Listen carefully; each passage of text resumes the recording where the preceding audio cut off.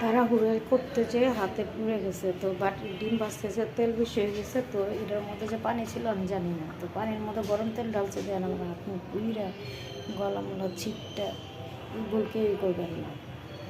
তো যাই হোক, বাসায় মেহমান চলে আসছে, তো বাসার মেহমানের জন্য তাড়াহুড়ো নাস্তা বানাচ্ছি, ওনারা বের হয়ে যাবে তাই।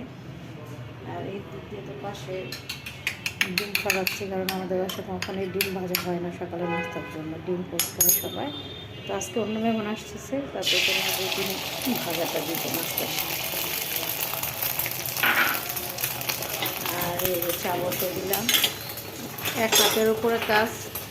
তারপরে যে মধু দিলাম গরম পানি দিয়ে আসলাম আগে, তারপরে এখন নাস্তাটা বানাচ্ছি, মানে নাস্তা দিয়ে শুরু করতে হবে।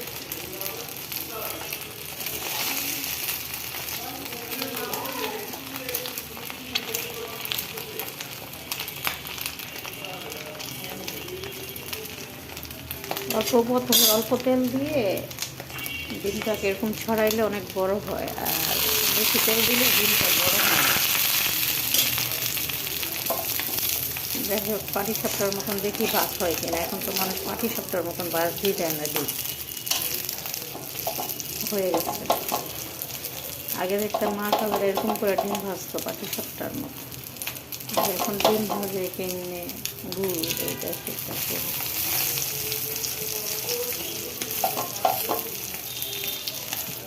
যাই হোক, আজকের ভিডিওটা ভালো লাগলে লাইক শেয়ার সাবস্ক্রাইব করতে ভুলবেন না। ভুলো গরম তেল, যদি বাটিতে পানি থাকে ভুলো গরম তেল হাতে রেখে ঢালবেন না। দেখেন আমার গলা টলা সব পুড়ে গেছে।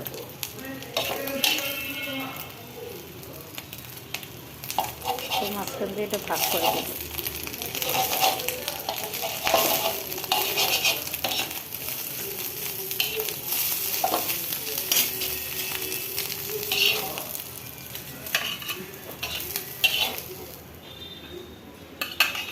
তো হয়ে গেল আমার নাস্তা সাজানো, নাস্তা করে থাকুক, তারপর আমি চা বানাবো।